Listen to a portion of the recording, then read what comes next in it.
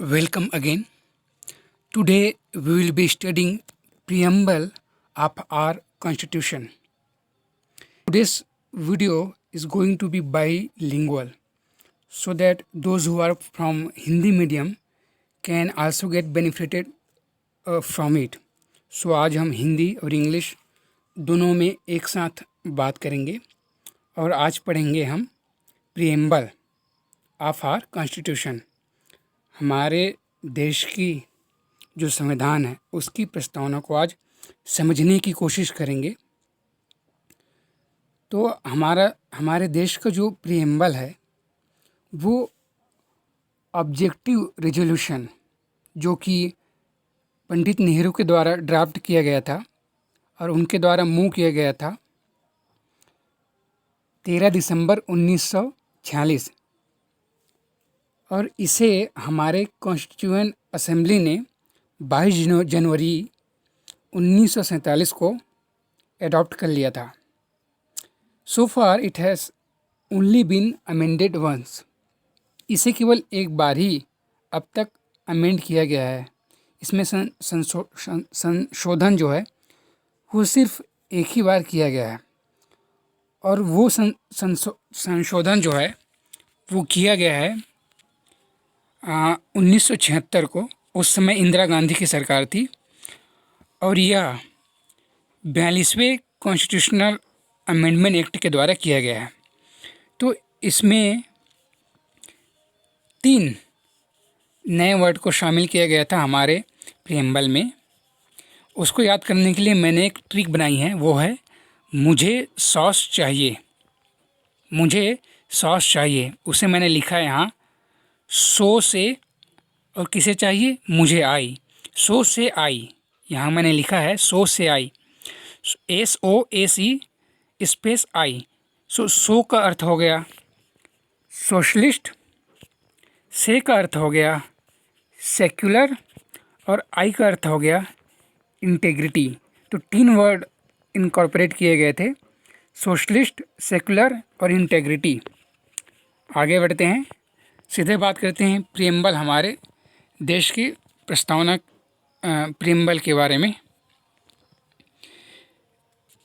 Preamble कहता है we the people of India having solemnly resolve to constitute India into a sovereign socialist secular democratic republic and to secure to all its citizens.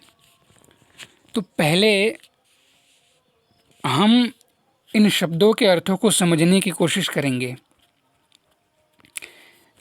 इसको क्रम के रूप में याद रखना है क्योंकि यह सीक्वेंस में पूछा जाता है। इसे याद करने के लिए भी मैंने एक ट्रिक बनाई है। यहाँ लिखा है मैंने 3S 2O और DR डॉक्टर। 3S के अंतर्गत आएगा पहला S सोवरेन, दूसरा S सोशलिस्ट और तीसरा S सेक्युलर। 2O, तो यहाँ 2O मैंने लिखा है, वो सोवरेन का O पहला O और सोशलिस्ट का O दूसरा O। और DR यानी डॉक्टर, इसके लिए मैंने लिखा है democratic, D for democratic and R for Republic. So 3S और DR इस तरीके से हम इसे याद रख सकते हैं। 3S means sovereign, socialist, secular और DR doctor means D for democratic, R for Republic. पहले हम इन 5 शब्दों के अर्थ को समझने की कोशिश करेंगे। पहला शब्द है सोवरेन। सोवरेन का अर्थ होता है द सुप्रीम पावर और अथॉरिटी। इसका अर्थ ये होता है कि हम अपने देश के आंतरिक और साथ ही साथ बाहरी मामलों के फैसले स्वयं ले सकते हैं। हम अल्टीमेट पावर जो है पजेस करते हैं। सोशलिस्ट जो है इंडियन जो सोशलिज्म है वो डेमोक्रेटिक सोशलिज्म है। 2 प्रकार से इसे डिवाइड कर सकते हैं। एक तो है डेमोक्रेटिक सोशलिज्म और दूसरा है कम्युनिस्टिक सोशलिज्म। जो कम्युनिस्टिक सोशलिज्म है वो बात करती है जो प्रोडक्शन है, प्रोडक्शन के साधन है और जो डिस्ट्रीब्यूशन है उसके नेशनलिज्म के बारे में बात करती है। और साथ ही साथ वह एबोलिशन ऑफ प्राइवेट प्रॉपर्टी, जो प्राइवेट प्रॉपर्टी है उसको ख़त्म करने की बात करती है। कौन सा सोशलिज्म? Communistic socialism. लेकिन जो हमारी सोशलिज्म है वो है डेमोक्रेटिक सोशलिज्म। ये जो है मिक्स्ड इकोनॉमी के बारे में बात करती है। Both public and private sectors को एग्जिस्ट साइड बाय साइड। जो पब्लिक सेक्टर है और प्राइवेट सेक्टर है वो साथ साथ एग्जिस्ट करे, इसकी बात करती है। तो इंडियन सोशलिज्म जो है वो ब्लेंड है, मिश्रण है मार्क्सिज्म और गांधीइज्म का, जिसमें गांधीइज्म की गांधीयन सोशलिज्म की तरफ इसका झुकाव थोड़ा ज़्यादा है। बात करते हैं सेक्युलर। सेक्युलर का अर्थ होता है धर्मनिरपेक्ष। इसके बारे में हमारे कॉन्स्टिट्यूशन के पार्ट 3 में right to freedom of religion है।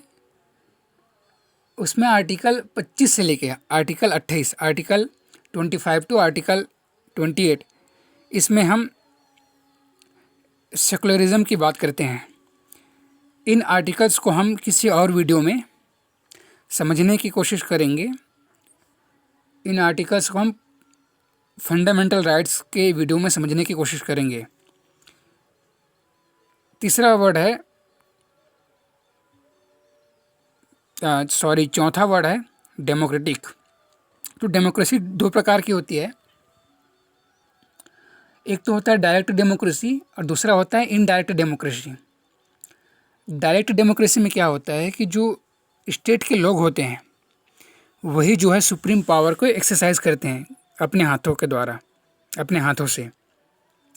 लेकिन इनडायरेक्ट डेमोक्रेसी में क्या होता है कि हम अपने रिप्रेजेंटेटिव्स को चुनते हैं और वो हमारी तरफ से उन पावर्स का इस्तेमाल करती है ना।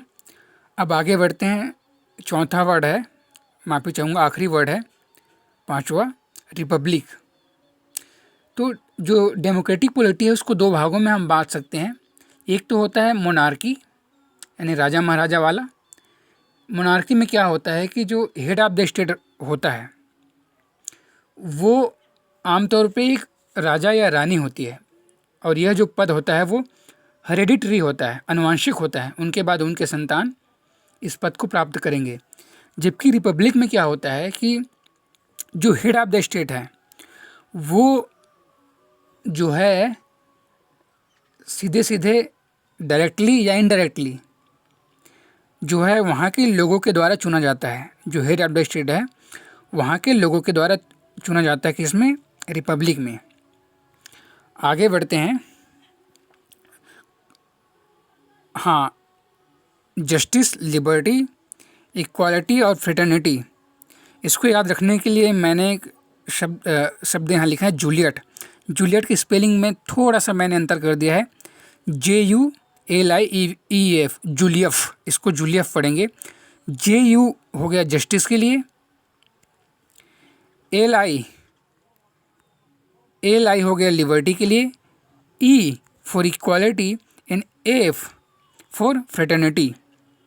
तो जूलियफ, इसको इस क्रम में इस सूत्र के द्वारा याद रख सकते हैं। पहला है जस्टिस, हमेशा इसे क्रम में याद रखना है क्योंकि यह क्रम में ही पूछा जाता है प्री में। जस्टिस, तो हम जस्टिस के बारे में बात करते हैं। सोशल, इकोनॉमिक, पॉलिटिकल जस्टिस, इसको क्रम में याद रखना है। Social, economic, political justice. Liberty, liberty of thought, expression, belief, faith and worship. फिर 2-3 बार दोहराएं, याद हो जाएगा। Liberty of thought, expression, belief, faith and worship. Equality, equality of status and of opportunity. And to promote among them all. क्या क्या promote करना है? फ्रेटर्निटी यानी भाईचारा, भातृत्व, assuring the dignity of individual and the unity and integrity of nation। इसको preamble को 4-5 दफ़ा जो मैंने ट्रिक बताई है उसके आधार पर दोहराएं। 5-6 दफ़ा जब इसको दोहराएंगे तो ऑटोमेटिकली वो याद हो जाएगा। आगे जो है प्रियम्बल बात करती है, our constituent assembly this 26th day of November 1949 do hereby adopt, enact and give to ourselves this constitution। तो ये डेट जो है महत्वपूर्ण है, 26 नवंबर 1949।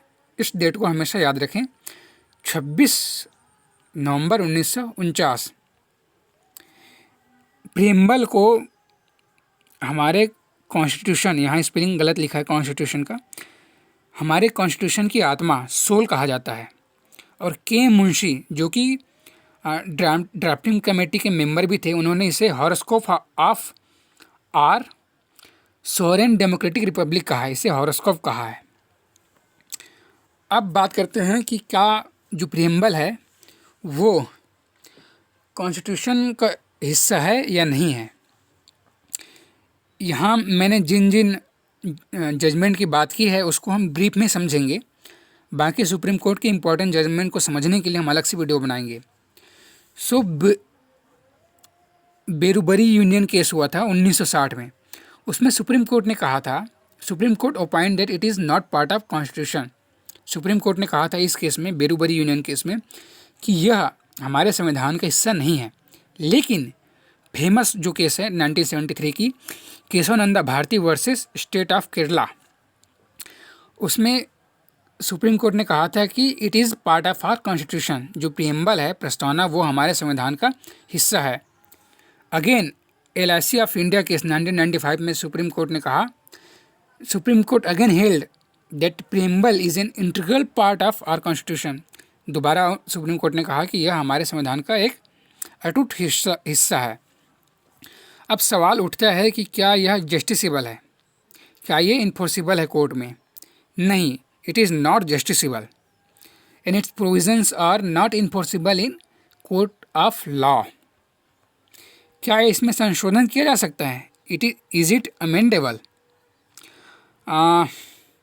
केशवानंदा भारती ने जो पिटिशन फाइल की थी उसमें उन्होंने दलील दी थी कि हमारा है वो अमेंडेबल, संशोधनीय नहीं होना चाहिए, क्योंकि इसमें हमारी जो संविधान की मूल आत्मा है वो समाहित है। लेकिन उस केस में सुप्रीम कोर्ट ने ये कहा था कि ये हमारे कॉन्स्टिट्यूशन का हिस्सा तो है, लेकिन इसमें संशोधन किया जा सकता है। लेकिन there is a condition. Supreme court कहती है कि यह जो है अमेंडेबल तो है, इसमें संशोधन तो किया जा सकता है, लेकिन it should not contravene basic structure of our constitution. ये हमारे बेसिक स्ट्रक्चर जो है उसका कॉन्ट्रावेंशन नहीं करना चाहिए, उसका उल्लंघन नहीं करना चाहिए। ये केशवानंदा भारती केस में सुप्रीम कोर्ट ने कहा था। आई होप कि आज की वीडियो में आप और हम हमारे देश की जो प्रियम्बल है उसे समझे होंगे और इस वीडियो से आपको बहुत बहुत फ़ायदा होगा। आज की वीडियो में इतना ही। धन्यवाद।